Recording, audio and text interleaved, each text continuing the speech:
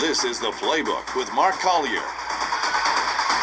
Hi, everyone. Welcome into the Playbook on ASBN. I'm your host, Mark Collier.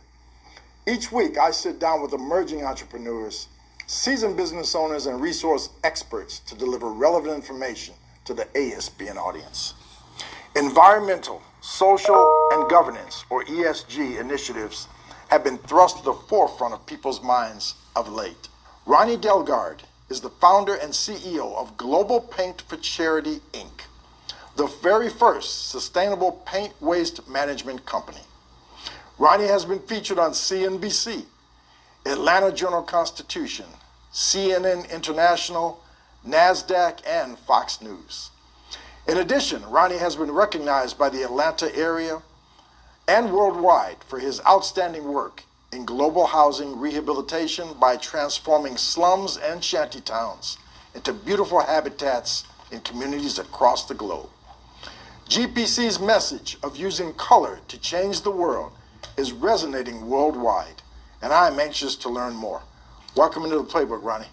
Wow, thank you so much, Mike, for having me. I have goosebumps, just wonderful introduction. Thank you so much. You're more than welcome. You have certainly earned it, my friend. That's very kind of you. All right, so for those who don't know as much about you as I do, kind of share with me a little bit about your background and how you kind of got into this very worthwhile charity business. Well, Mike, for those of you who don't know too much about me, my name is Rony Delgarde. I'm the founder and CEO of Global Paint for Charity. As you mentioned, we are the first sustainable paint waste management organizations and in the US. But the program started since I was my early childhood experience. Okay. I grew up, as you can tell, I have a beautiful accent. I Yes. grew up in a small town in Haiti, on the north part. And my mother left me when I was 9 months old. Oh, my goodness. With my grandparents. Okay. On my father's side, they had French and Hispanic background, and they are farmers. Okay. And they grow their crops and sold the crops in the local market. Okay. And as a child, I didn't know what I want to do when I grew up. And as you know, Haiti, it's always bad news. Yeah. The weather, it's always disastrous experience that we experienced in our early childhood. My parents had to leave the little town and to move to the city where I grew up with Cape Haitians in the north part.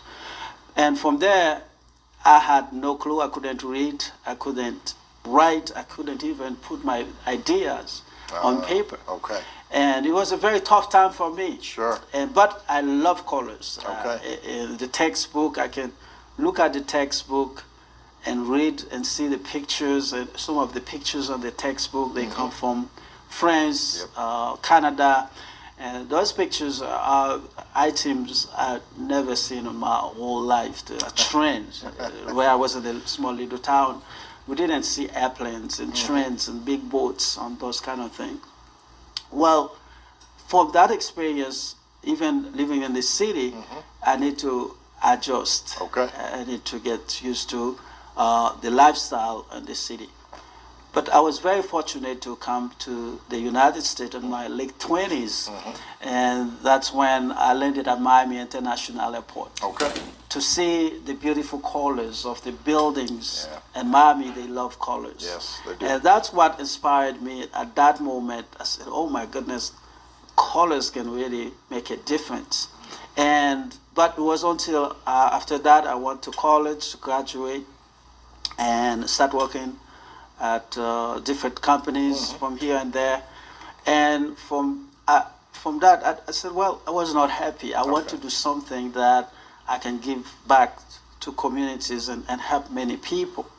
But it was, I don't know if you can remember when the earthquake occurred in Haiti. Absolutely, I remember that. And that was the time. That was a global event. Yeah, and most people want to help and support Haiti. I have many friends reach out to me, say, Rony, what you gonna do to help Haiti? What you gonna do?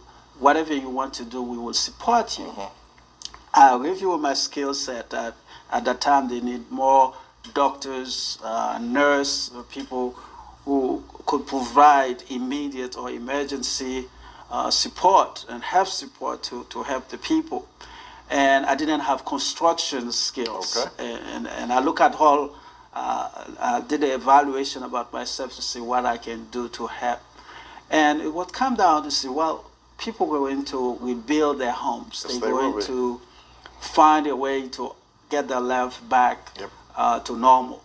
And that's what the time I said, well, what if I bring paint to these people? Okay. And to make the story short, I wake up one day, I went to Home Depot to buy paint.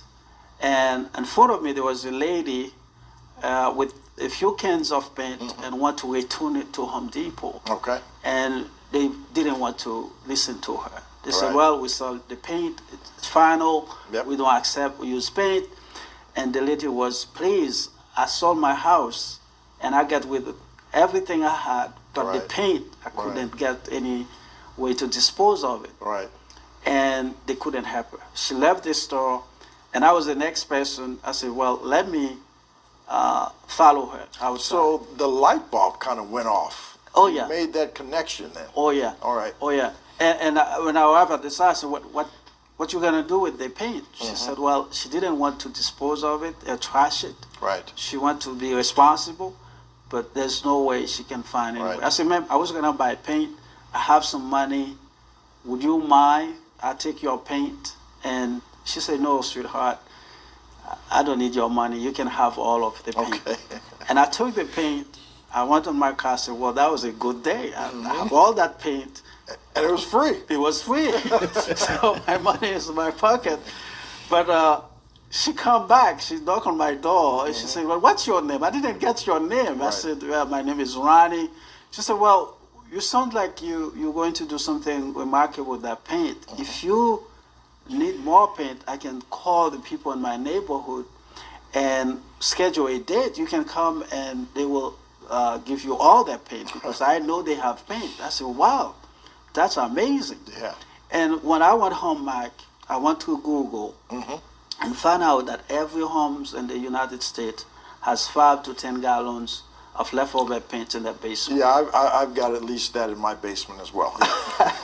And I said, whoa, and then I keep learning about, but there were not other waste management organization. And I found out that every homes have that much paint. Yep. And 70 million gallons of paint go to waste every year. Yes, And absolutely. I said, wow. And that was the first time in my life I faced the problems. I have the solutions, and I know people will need it. Yep. And it can make an impact in people's lives. That's how So I got that was the idea started. inception of Global Paint, just from that one interaction with a lady at Home Depot. Yes. Phenomenal story, Ronnie. Phenomenal Thank you. story. Thank All you. right. So let's talk about your charity itself, Global Paint. Talk to me a little bit about the mission and the vision of Global Paint. Well, the Global Paint for Charity, we started as a 501c3 non-profit organizations, and we were the first sustainable paint waste management organizations and the largest exporter and provider of latex paint to communities in needs. Our mission is to recover latex paint from businesses and residents to uplift and change people's life around the world. And it's a big mission, but our vision is to use the latex paint to promote a sustainable, healthy, and beautiful, colorful environment for everyone, regardless where they come from, whether Africa, Central America, and the Caribbean. And we have been able to reach our goals by working with corporations and nonprofit organizations and to host different paint drives and paint projects so that we can paint schools and families' homes, whether here in the United States and other countries where we are providing our paint and other resources. All right, so listen, I mean, you've got a global reach with your worthwhile charity and organization. I just want to commend you for that. I've watched you work tirelessly to kind of spread that message and the mission for global pain. So how is it that you never get tired, man? Oh, I get that all the time, Mark. Thank you so much. But one of my mentor mentioned to me, he said, when you find your passion, when you find your calling, you wake up every day, you're never tired. Okay. And you put so many hours. And for me, Global Paint is my passion, is my calling. And I remember when I landed at Miami International Airport, the curiosity I had seeing colors, that many buildings and beautiful places. And that's what I want to give to the world. I want to be able to help many people. Right. And paint is such a beautiful thing. It is. And everywhere you go, who doesn't love paint? Right. So, but the thing is, what we are be able to do to protect the environment and reduce that amount of paint from the environment and be in a position to change people's lives. And there are places we go, Mike, people never see paint before. Yeah, that's true. And you see people make less than $2 a day. Yeah. And a gallon of paint that costs $35 in the U.S., $60 in the U.S. People make this $2 a day, cannot afford a gallon of paint. So you look at classroom where people are been living in the house for many years after generations and generations. Their house never been painted because they cannot afford it. To be able to bring color and beautifications on those places, it's really inspired people, motivate people. So that keep me going, that keep me happy. I see the smile on their face, reflect the happiness inside when I see that. And that's what keep me moving forward. All right, man. So listen, operating a nonprofit obviously it's not easy. And one of the core responsibilities of a nonprofit is fundraising. Yeah. So let's talk about the nuts and bolts of that. I mean, how simple or how difficult is it for you to secure funding for your charity? Oh, you nailed it. Because when I first started, fundraising was very difficult. Yeah. Like I mentioned earlier, my grandparents, my grandpa always said, Ronnie, a man should never go to another man and ask him for money. Okay. So whatever you have to do, whether you live within your means right. or you find a way to get extra money somewhere to take care of your needs. Okay. And I live by that standard. But starting a nonprofit, I didn't know, that was my biggest weakness. Yeah. And to go and ask other people for money. And I remember one time I went to an event with one of my board members. And at that event, next to our table, there were 3 wonderful, wealthy people. And my board member said, Ronnie, when they're about to end the meeting, I want you to go and talk to these folks and ask them for money. All right. I said, no, I can't do that. We can't ask people for money. At the event, she said, well, you have to, because they give money to everybody. And what you do is so valuable. Yeah. You protect the environment. You have so many people notice your work. Sure. You can go and ask people for money. Okay. And she insists, and I went, and I said, well, okay, that's fine. I want to talk to these 3 people. Okay. The moment I arrived at the table, the gentleman stood up and said, Ronnie, he's the paint guy. Wow, how can I help you? I said, well, they know me, and I'm from. Okay. And I was so happy to talk to him, but at the same time, I see the charismatic, gesture. Sure. And generosity from him. So he really want to help. And I said, well, I was just about to ask you how you can help us. And she said, Ronnie, well, this is my card. Reach out anytime and to see what we can do to help you, because we love your work. Okay. I didn't know it was so easy to raise money. Well, maybe easy for you, but I can assure you there's others no. But you know what? It all boils down to having a worthwhile purpose that is serving a greater good. And I think your charity checks all those boxes. So for you, I can see how it would be very easy for you to raise money. Yeah, it was easy. It wasn't easy. It was uncomfortable. Okay. But when we do the work, we show the work we do. Sure. It was a little bit easier. But we made a lot of mistakes in the beginning because when we first started, we'll go from home to home and ask people what they do with their leftover paint. Sure. And most of the time, Mike, people will give us paint that we can even ship to other places because it was unusable. Unusable, and some of the cans are emptied. They thought we were just a waste management company, which we are not. Right. And we said, well, we cannot do business like that. That wasn't good for us. And we use all our resources to cover funds to dispose of product we couldn't use. Yeah.